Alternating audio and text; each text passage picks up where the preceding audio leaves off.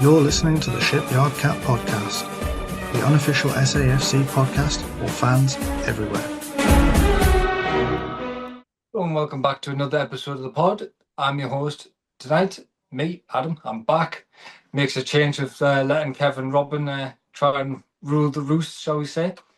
But we're here to discuss the up-and-coming home fixture against Fulham.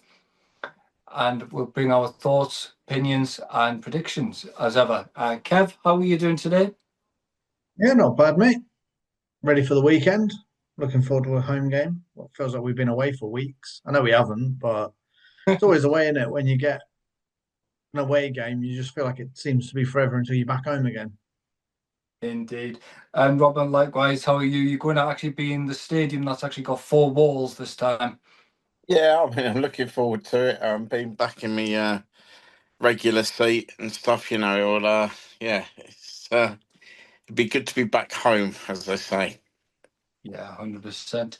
Well, let's kick off proceeding straight away. Obviously, we're taking on Fulham. Last time we played them, when we played away, we got beat narrowly by that 1 goal, which some would say was pretty... 3? I thought it was 1. It was Jimenez, wasn't it? And looking forward, what's our thoughts and opinions on the game? How do we see Fulham approaching somewhat of a still a decent, very good record in the Premier League?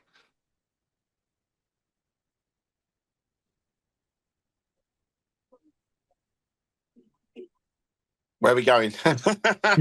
Anyway, sorry. I just wanted to open the field. Yeah, no, it was 1-0. It's going to be a tough game. Obviously Fulham are a bit of a different fish away from home to what they are at home. I think when we played them, we sort of like hit them at a time where they were in a good run of form. They're not so great at the minute. Sitting just below us in the table, obviously. But obviously our form's dipped off a little bit. So, we've had some tough games. Obviously, that first loss at home to Liverpool. Then obviously Arsenal away before that in the league. We've had a bit of a rough patch of fixtures and that. And like I say, the results haven't been great apart from the Palace results. So it'll be nice to be back home and, hopefully get 3 points again. I was just in silence because it makes a change for Adam to be correct over you, Robin. I was a bit shocked by that. You were waving 3 fingers at him and he said, no, it was 1-0. It was 1-0. It was a goal scored by Jimenez after spending half of the game rolling around feigning a head injury. Because I remember us having a rant about the fact that that's all he seems to do. So, it's going to be a tough game. I agree with Robin on that one. There's a lot to play for. They are a couple of points behind us. Sitting 1 place behind us. It is tight, this part of the table. For me, it's kind of, we need to nullify the dark arts that they will try and do. That's the one key thing that Fulham do like doing is drawing in the fouls and getting the results from that side of it. And obviously, like I say, at their place, that's exactly how they got the result. Hopefully this weekend's official is not going to be quite as awful as last week when we played Liverpool and might actually get things right. But then I look at the name, Craig Pawson, you might as well bring back, Jared Gillett, Keith Stroud. But let's not go there. Yeah, exactly. But as you mentioned there, obviously, Liverpool, Robin touched on their base there. Obviously, Liverpool burst our bubble, so to speak, of that lovely home run that we're on. Do we think that will rock the ship, or do you think that'll spur us on to go, you know what, we've had that run already. Yes, it got dipped by Liverpool, but let's rebuild that undefeated streak again at home and go on another run at home, because obviously everyone talks about your home form is your pivotal one. Do you think that's will be something we'll be able to do against them at home, Robin? Oh, look, let's face it. I mean, the home form has got us to where we are in the table. The away form's not been great, has it? So, we picked up a few points there, but it's the home form which has been the important thing, which is what you want. You want your home to be a fortress. We talked about it before the season started that we need to make the stadium like a horrible place to come for teams. Yeah, by all accounts, obviously Chris Kavanagh ultra reliant on VAR, and VAR didn't do their job, so to speak, by giving the penalty a proper review. Obviously, I have seen though a bit controversial that the penalty he was talking about was actually the one on Romain Mundle, not the one on Brian Brobby. Um, so obviously you thought the one on Brobby was a penalty. I said it was a 50-50. The one on Mundle, which wasn't even reviewed, was the one that he said he should have given by all accounts. So yeah, I mean, it's a bit of a hard one to swallow that we've lost our unbeaten home run because of a referee that's probably relying on VAR, as showed in the FA Cup game last week, where we thought he was bad against us. He was absolutely appalling in the visitors versus Villa game.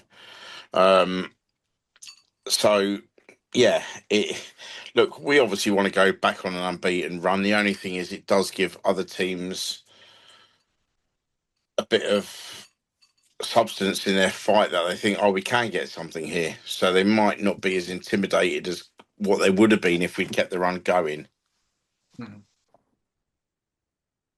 He's absolutely spot on. Like it's true, isn't it?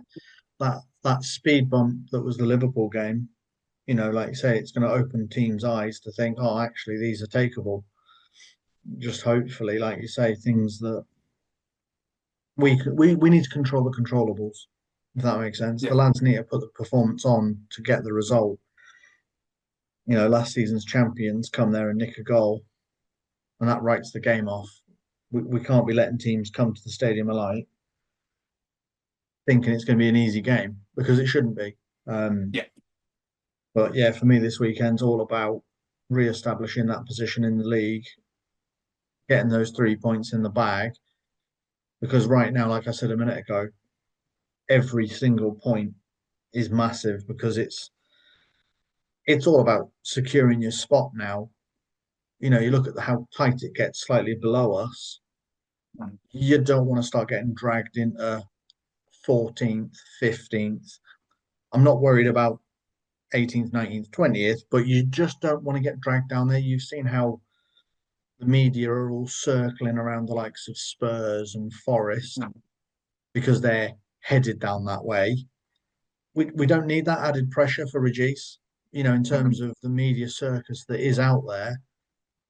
Or you have a couple of losses, or you have a couple of bad runs, all the bubbles burst, and it very quickly turns. And obviously, we've ridden this wave of success so far this season. It's not going to take a lot for parts of the fan base to start groaning and grumbling. Yeah. You got to think 12 months ago, where were we? Yeah, exactly. Yeah. I just want to touch base then on the fact being obviously the press was out today, obviously with us doing this, and obviously Regis was asked about obviously injuries and comebacks and stuff like that, about fitness levels. The good news is we've been told that obviously Granit Xhaka has had a full week of training, which is good. He's been on the grass. He is fit for selection. And then obviously we've got the bad side of that was Ronaldo's out for up to 4 weeks. Obviously, we know that the good news is in that instance, we have got his replacement, so to speak, in Serkin, who can come straight into the fold. And as you said in the group chat to us, Robin, Serkin can step up. He's been playing well when he came on. He's done the bit. Do we see Xhaka coming straight into the fold? Or would we say it's give it another week or 2 weeks? I don't think you can afford to leave it a couple of weeks. Sorry to jump in there, but your captain, you've seen how the performances have been without him. We are lacking a bit of command in the middle. I respect Dan Neil, for obviously what he would have brought to the equation, but with him not being there, it's kind of who do you give it to? You give it to Trey. He's done okay, but the first game we all saw how much he struggled with managing being captain by the fact that he had to give the armband up at half time. Mhm. You know, Luke realistically doesn't get in the team to take the captaincy. Who do you give it to next? Give it to Ballard. But then he's also got to try and focus on being captain and one of the biggest centre backs that you've got. So, yeah, for me, I think Xhaka being readily available again, it's sadly for someone straight back into the squad. And yeah, someone's losing their spot. But we've seen what Xhaka brings to the game. You know, do you need to rest him? No. To be honest, I probably think he was available for the Oxford game, but Mhm. Regis has probably said, have another one off. You don't need to go and play this level of football. And by that, I mean the type of game that Oxford gave us, the physicality, Yeah. the scruffiness of it. You Just in know, case like resurface the injury and stuff like that as well. exactly. You know, if you're just ready, you don't want to risk getting a knock and re-aggravating something. So, yeah, for me, I think he's straight back in the squad. It's just who loses their spot. Does Siddiqui drop out? Does Diarra drop out? But I'll let Robin throw his thoughts on that one. Yeah. I mean, to me, obviously, Xhaka straight back in. I think that's an absolute no-brainer. The interesting one, I think, is like you say, who misses out. To me, I mean, the natural person to miss out in the midfield to me would be Trey Hume. Not that he's done anything wrong, but I'm going to presume that he's going to go back to obviously Ballard and Alderete as a centre back pairing with Mukiela on the right. And I'm going to say Circuit on the left. But I mean, look, we know that he's played Trey Hume on the left before as well. So obviously, if he values Trey Hume as a leader as such, which obviously he does, given him the captaincy when Xhaka wasn't playing, then it could be a case of putting him there. I don't like it, to be honest, even though he has been good when he's fielding at left back. We have got a left back there, which I feel is capable of stepping up to the level needed. Mhm. So I think you'll get, Xhaka back in with Siddiqui. I think you'll probably end up with, Diarra on the right. Probably, Angulo on the left. Lafay just behind Brobby is what I'm predicting. Yeah, look, it's competition for places, lads. That's what we want. We don't want an easy selection of Yeah. that 11. We want it to be as difficult as possible. And to me, the only sort of nailed on players really are obviously Robin Ruff's in goal. I mean, we've not seen Melke Elborg yet. So we don't know if he's going to be at that level yet. He's been brought in to compete.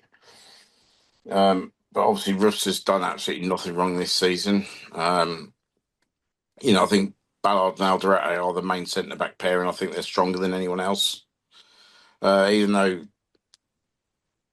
Alderete does have a little lapse of concentration early on in the games, but he does make up for it generally. I think Xhaka and I think Lafay and Brobby, I think they're the sort of,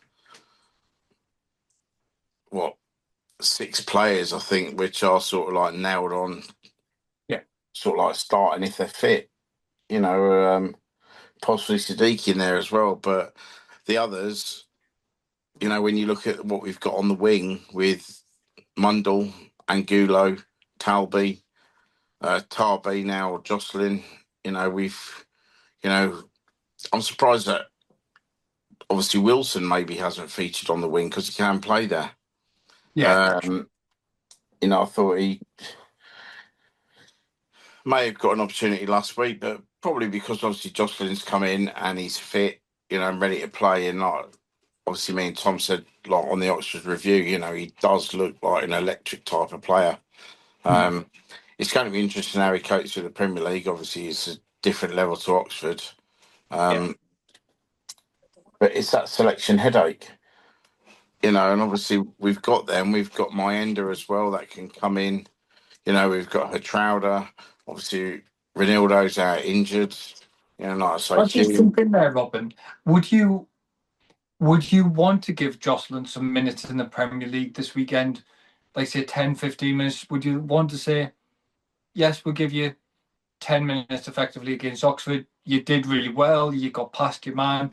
As Kev said, it was quite insane just watching him skip past not just 2, 3. It was like 6 players he was getting past for ease. Would you say give him that chance in the Premier League and say, right, do what you did against Oxford, but try and do it against a Fulham squad?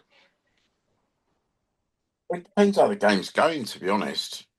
Mhm. I mean, you don't want to chuck a player in at the deep end who's, he's still, to Nick Regis's word, connecting with the team. Yeah. He's settling in. He's obviously a talented lad. He's young. Yeah.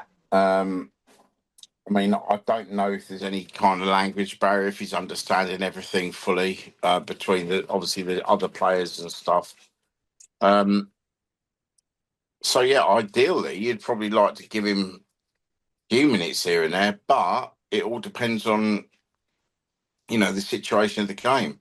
I mean, we know that Regis doesn't really like to make changes too early, and if it's tight on in the game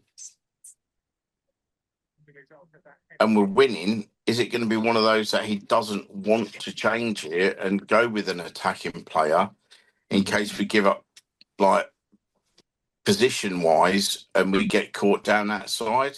Obviously, if we're chasing the game, and obviously we can bring someone like that on who's going to cause a threat, then I think it's an entirely different situation.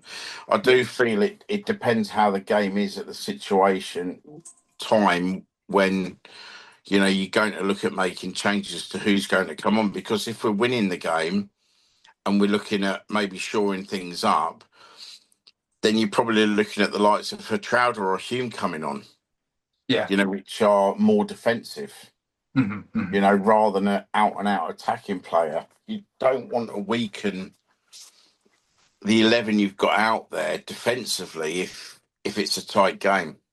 Yeah, understand, yeah. And Kev, this is why I want to bring you in regards to Fulham's danger men. You touched on it before in regards to Jimenez in the reverse fixture, obviously throwing himself to the ground as pretty much a ragdoll all game, throwing him and then obviously popping up and getting the winner. Do we see that he's probably going to try that again at the Stadium of Light and try and feed off the crowd effectively, if that makes sense? Like the crowd booing him and stuff like that for diving and throwing himself on the ground. Because obviously we know certain players do feed on that kind of energy and that brings their game out. Do we see that kind of thing again with him? Yeah, it's a difficult one, isn't it? Because you would hope a referee would be better than to let that happen. But as we've seen time and time again, it can't be relied on. For me, that's the one big challenge you've got with Fulham is they are physical. They will get stuck in. I think at the minute their danger man is actually my namesake, one of their many, many minions, Kevin. He seems to be getting in amongst it. I know he scored against Man United when they played at Old Trafford. Obviously, that made the game interesting. Obviously, Jimenez was also a goal scorer with another penalty. So yeah, for me, I think that's one of the big challenges you've got to look at. They're not an easy side to beat. That they have got themselves some goals and some results, but it's just who do they kind of turn to? And obviously, Jimenez is a big, big factor. Kevin's a handful, but they've also got Wilson, who I don't think will be there next season, to be honest with you. But it's one of those, isn't it, where, like I said at the start, hopefully we can get our game plan together, and actually we don't give them the opportunity to get involved. I know that sounds a bit arrogant, but realistically, the best thing we can do is just shut the door, keep them out, and kind of. I said to you, I think it was last time we were at the stadium together, was try and avoid it being a dangerous scoreline. Avoid it being a 1-0 and you're holding on to a lead, or a 2-0 at half time, because those for me are probably the most dangerous scorelines, because you almost feel comfortable at 2-0. And all it takes is one goal and the opposition have all of a sudden got a load of momentum and a lot of fire in the belly. But yeah, for me, the three danger men really are Wilson, Jimenez, and probably Kevin. Yeah, It definitely. feels weird calling a player whose name is it's like Fred and all the rest of it that used to exist, wasn't there? Yeah, But yeah, you know who I mean. And when yeah, I Well, I think mean exactly. I think Fred does still exist. I don't think he just vanished. But I think he plays in Turkey now. I think, but that's a different it story. was the same thing, wasn't it? He was Yeah, Fred. There was obviously, like I say, Fulham have got Kevin, and obviously the joke is now they've got Oscar Bob. So yeah. Bob, Kevin, they just need a Stewart and they'll have the full set. I mean, to be fair, now we've got Jocelyn. You No, it's know, Yeah, all but good. that's just to help Adam get the pronunciation right of Tarby and Talby. That I was going to say, as Robin alluded to in the last one, I'll just stick to Jocelyn. It's going to be the easiest. No, that's going to be the one, isn't it? It's going to be just interesting to see how things go. As you said there, Kev, the 2-0 scoreline is one of a dangerous one. Proof point being when we played Bournemouth. They went 2-0 up. We got one goal before half time. That whole game then just massively changed in our favour. And I generally still think to this day, Bournemouth never expected that result after being 2-0 up, because you do sit back, you get a bit comfortable. I do want to touch base on some obviously some sad news that has happened during the pod.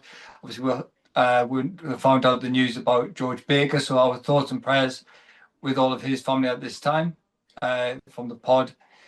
So people have probably seen I did tweet it just before during the pod as well. So all good, lads. I want some predictions, and I want to, unless I've missed any housekeeping tasks that I've got. Because Robin, since I've been proven for once, have I missed anything? no, you just moved on a bit quick for it, but no, it's all right. Carry on, buddy. Well, unless there's anything else, I do want to get a prediction. Kev, I'll actually start with you first if you want to get a prediction out of the way. I've got a horrible feeling, lads. This is going to be a hard game. I think this is going to finish 2-1 to us, but I do feel it's going to be a case of knuckling in and kind of scrapping our way through this. Obviously, we need the likes of Robbie to have a game where he's got the likes of Calvin Bassey in his pocket. That's another game. I was going to hopefully get Robin's opinion on it. It's going to be a very similar matchup to when Robbie faced Konate. The physicality of them both and that sort of sheer strength. It's going to be a kind of a battle of the brawn, maybe. Yeah, I mean, I was going to talk about that sort of battle anyway, but yeah, I think you're right. I think that's going to be a big thing. It all depends as well on how the referee sees it, because obviously Robbie is immensely strong, but just because he's strong, it shouldn't change the fact that if he's getting fouled, he's getting fouled. Yeah. So just because Robbie can give it as well, if the foul's actually against him, then the referee should be doing their job, and that's the main thing. I agree with you, Kev. I think it's going to be a tight game. I think it's going to be one of those. It's going to be a bit nervy. Mhm. I actually think we might win it 3-1 though. I think it will be really nervy, but I think we'll get one near the end to wrap it up, so to speak. Whether it'll be on the break or so on. I just think it is going to be a bit of a nervy match. I mean, Fulham are an established Premier League club that tend to be around that mid-table sort of position. They're not really flirting with relegation ever. And in a way, I think that they're a club that we should be sort of competing with on all levels until we can really push on and take that next step to challenge for Europe all the time. I think it's an important stage in our development as a team to establish ourselves in the Premier League by beating the likes of Fulham. So yeah, I mean, I think we'll win. I'm pretty confident we'll win, but yeah, I think they'll cause us problems. Like you say with Jimenez, yeah, the blatant cheating and going down holding his head because all referees are frightened because he's had a head injury. You know, that is it going to be the same thing? And yeah, he does play into that. I just hope that, you know, Mr. Pawson is wise to it. And if he doesn't,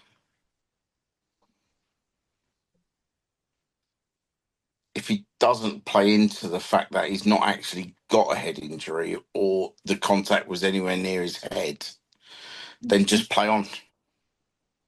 Yeah. I don't know. One of the things I just wanted to touch on with Robbie, because obviously you've both hit the nail on the head. Robbie is very physical. We know he's strong. He can hold off a lot of people and things like that. Are we looking at that he has to do similar to Adama Traore? He's going to have to wear the baby oil just so people can just fall off him, and then he can carry on running without getting fouled. Do we need to look into that for him? Or is that No, just I mean he's a over the top? different sort of player. I mean, you know, Bobby he likes the physical contact and stuff. I mean, you know, with Adama Traore, he's running and they're grabbing at his arms and stuff and they're going to slip off. It's a completely different style of play, and I think, you know, we just need a referee that's going to realise that just because he's a big, strong lad, you know, he can get fouled. Mm-hmm. You know, and be fair on those fouls. Mm-hmm. Great. For me, prediction one. Oh, go on, sorry, Kev. No, go on, carry on with your predictions first. I want to just ask Robin a question in a minute. All right, no. My prediction, I do agree with both of you. I think it's going to be very close game. It's going to be tight. I'm going just a simple 1-0 for us. I think we might just nick it towards the end. It'll be I think it's going to be end to end, very physical, as you mentioned, Kev. And I think just somewhere along the line, which is going to pop up at the end of the game, poke it home, and get those 3 points across the board. Robin, you've been shopping Yes, today. No, I resisted. You're going to be looking at them in the club shop, though, aren't you? You're going to be up here tomorrow looking on before Sunday. Yeah, I'm going to have a look. To be fair, yeah. When they dropped that, it was when they put that teaser out last night, and I think our group chat just went, "Oh." Yeah. To be fair, I mean, it's like, yeah. I mean, obviously, yeah, it's one of those, isn't it? I mean, obviously, the away game at Oxford. Obviously, I'm away at Bournemouth next weekend. Then I'm away in Milan for the 4 days. Going to obviously see Milan against Como in the Italian Cup. Then back home. Hopefully, when the tickets go on sale, I'll get either Bristol City or Port Vale. So yeah, I mean, it's the club have really got to calm down on this release of this kit because you know my bank account's not liking it too much. You know, it's yeah, it's a bit of a weird one. I mean, when they started last year with the '92 Cup final jacket and the stuff, and you know the unreleased third yellow shirt, and you thought, great, they've done that, absolutely fantastic. What a smart thing to do. But then they just keep doing it. I mean, all the Patrick stuff that was released earlier in the season, plus, I mean, the kits this year as well, all the training kit, all the pre-match shirts, the pre-match quarter zips, you know, the pre-match jackets, absolutely everything that they've released has been spot on. And it's just like, lads, save it all for next year, please. Let's give us a bit of a break. We're just about to have season ticket renewals coming up soon as well. You know, just come on. I mean, I know you put some money in, Kirill, and you've bought a lot of players, but come on, we haven't got the sort of money you have. Just let us rest for a couple of months. I was going to say, I just thought with the weight you've lost since obviously what happened to you, you're going to need a new coat because the white and purple one doesn't fit anymore. So, you know, what better way of treating yourself? Yeah, I'm not gonna lie. I've had to even put my bank card aside because I'm like that new white one. I'm like, I want that, but no, away. Yeah, it's certainly another nice drop, isn't it? But yeah, I mean, yeah. They just don't do bad merch, do they, Hummel? Let's be honest. Just to go off Sunderland for a second. Uh-oh. I got an email last night from Adidas, and they've just released all the Audi Formula One kit as well. Yeah. And that is unreal. And it's just like, where's my money gonna go? It's just like, I only have limited money. I'm not a multi-millionaire. You know, it's like I can't afford all this stuff, and it's just like, it's I suppose it's one of those things. The club know, Adidas know that I buy quite a bit of stuff and just we'll just chuck you an email here and there, and it's like, thanks for that. Just take everything I've got. That's the best thing about our club, isn't it? Really, love to do it to us. But no, lads, great pod as always. Pleasure to everyone listening in. It really means a lot. Please hit us up with any questions you've got on any of the sources that you've got us on, or even Spotify, Apple, wherever. Please, it's always good to hear from yourselves.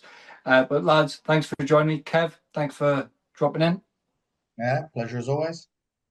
And Robin, thanks to you, buddy. No, thanks to you, mate. And obviously, it'll be good to see you both at the stadium on a Sunday. Indeed. And as ever, everybody else, we'll see you on the next one.